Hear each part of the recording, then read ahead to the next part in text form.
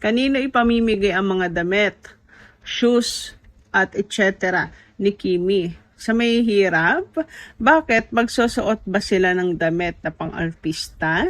Bakit pagtawanan pa? Kung sikip naman, at sino ang maghahanap ng mga pagbibigyan? Laki ng trabaho yan.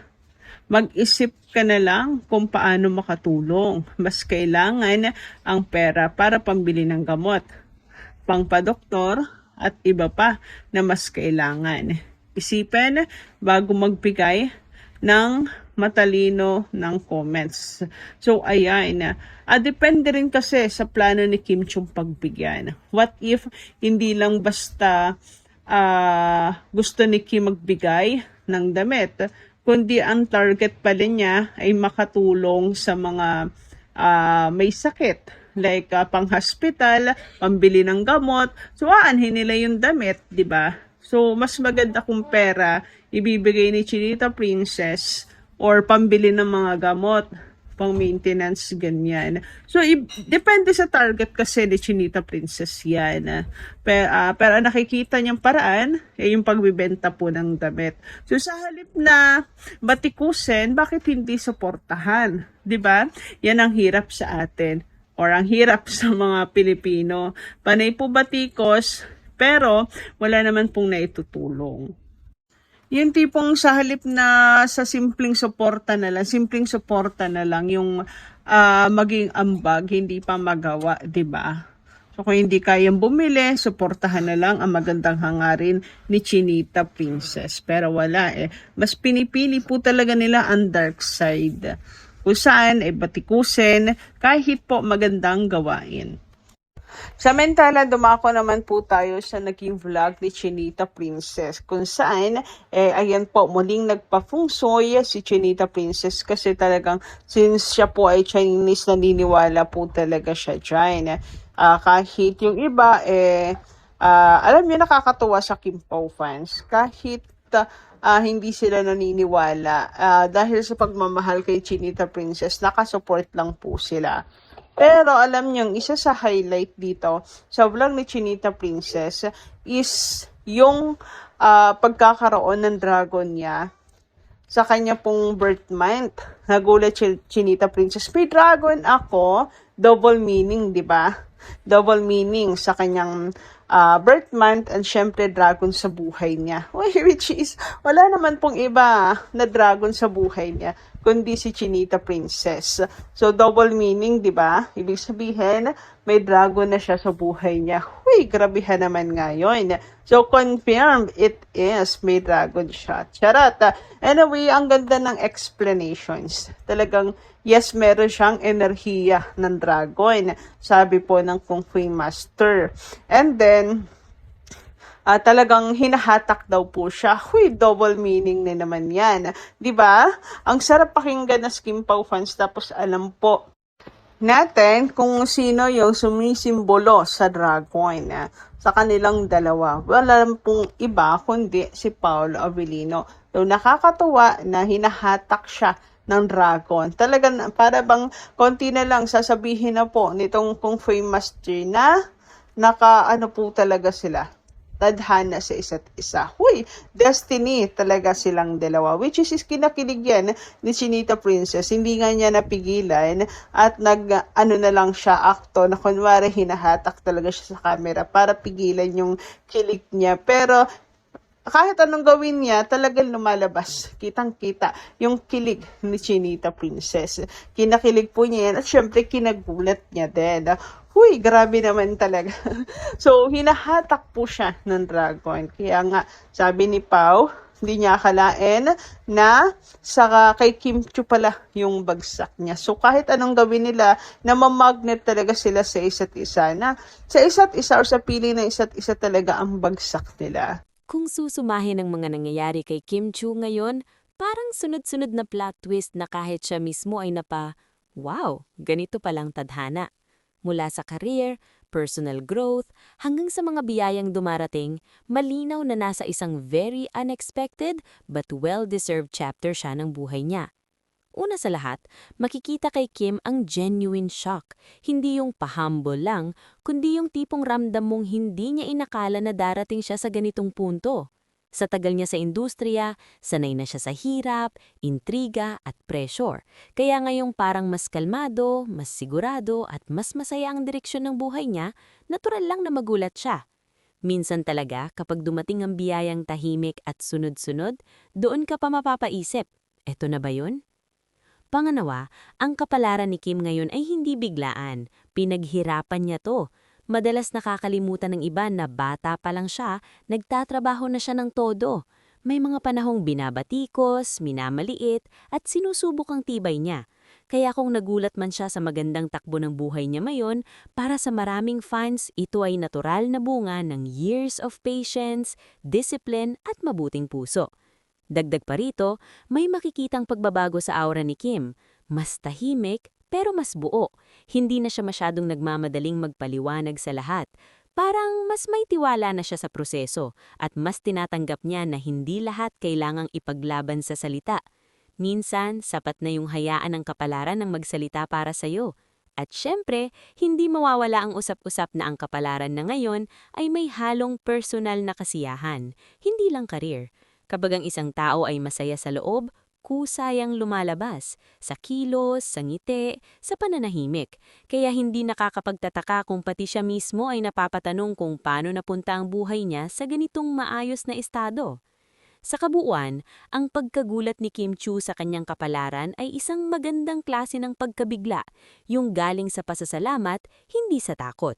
Isa itong paalala na minsan, ang mga pinakahinihintay nating biyaya ay dumarating kapag hindi na tayo desperadong hinahanap ang mga ito. At para sa mga fans, isang bagay lang ang malinaw. Kung nagulat si Kim sa kanyang kapalaran, mas lalo kaming hindi nagulat dahil matagal na naming alam na darating siya rito. Ipinapakita ng balitang ito na hindi pa rin nawawala ang pagiging grounded ni Kim. Sa kabila ng tagumpay, biyaya at magagandang nangyayari sa kanya ngayon, nagugulat pa rin siya. Ibig sabihin, hindi siya naging manhid o entitled sa lahat ng magagandang bagay. Para sa isang artista na matagal na sa industriya, malaking bagay ang manatiling may sense of wonder at pasasalamat. Pangalawa, ang pagkagulat niya sa kapalaran ay indikasyon na hindi ito minadali o minanobra. Mukhang dumating ang mga biyaya sa tamang oras, noong handa na siya, emotionally at mentally. Kaya mas ramdam ang authenticity ng mga reaksyon niya at mas madaling paniwalaan ng publiko na totoo ang saya niya ngayon. Pangatlo, magandang paalala rin ito sa mga fans na ang tagumpay ay hindi laging diretso ang daan. Si Kim ay dumaan sa maraming pagsubok, kontrobersya, pressure, pagod, at minsan tahimik na pagdurusa. Kaya kung nagulat man siya sa ginhawang nararanasan niya ngayon, malinaw na ito ay bunga ng mahabang proseso, hindi tsamba. At panghuli, ang balitang ito ay nagpapakita na ang kapalaran ay pwedeng maging mabait, lalo na sa mga taong patuloy na lumalaban ng maayos, nananatiling totoo sa sarili at marunong maghintay. Ang reaksyon ni Kim ay hindi lang simpleng personal na damdamin, isa rin itong simbolo ng pag-asa para sa marami. Sa kabuuan, masasabi ko na ang balitang ito ay nakakagaan ng loob.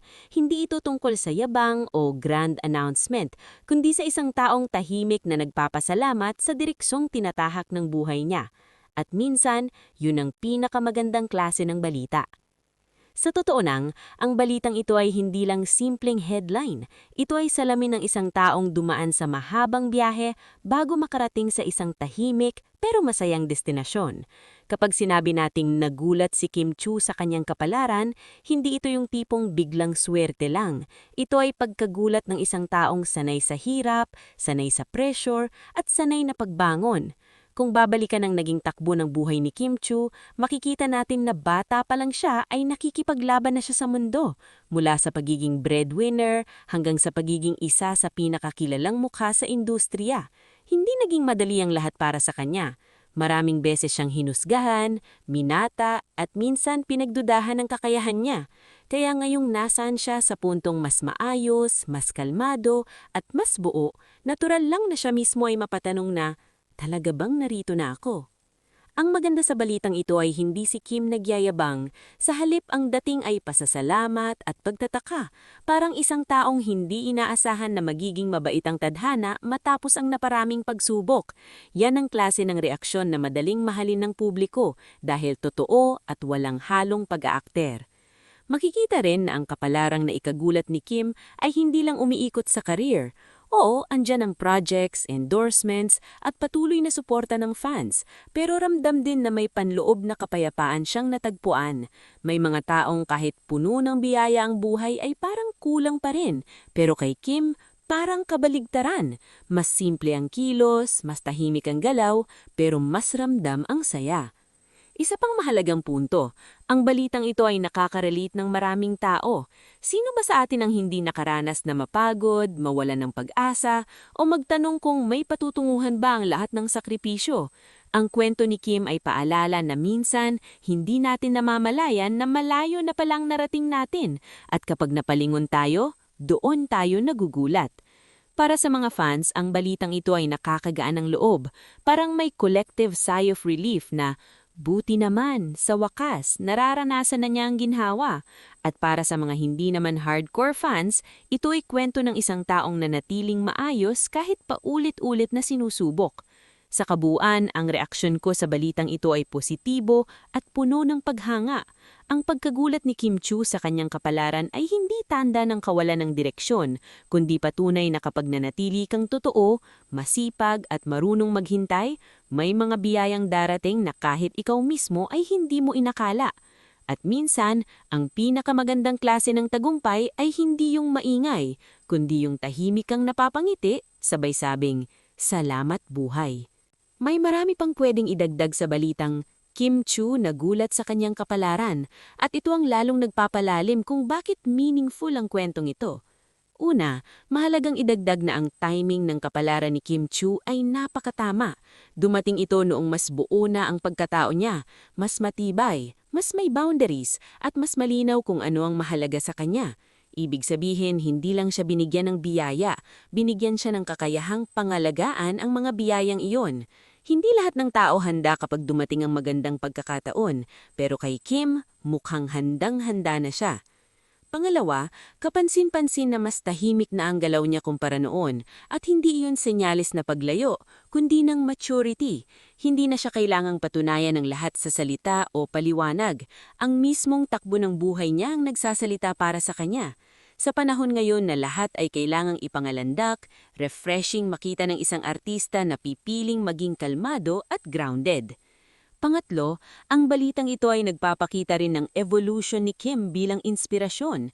Dati siya ang simbolo ng sipag at tiyaga. Ngayon, nadagdagan yon ng isa pang layer, ang marunong magpahinga, magtiwala at magpasalamat. Ibang klase ang inspirasyong duli nito, lalo na sa mga taong pagod na sa kahahabol at gusto na lang ng kapayapaan. Pang-apat, hindi rin pwedeng iiwasan na ang kapalaran ni Kim ay may malaking papel ang mga taong nanatili sa tabi niya. Pamilya, kaibigan at fans. Ang suporta ng mga taong iyon ang naging sandigan niya sa mga panahong hindi sigurado ang lahat.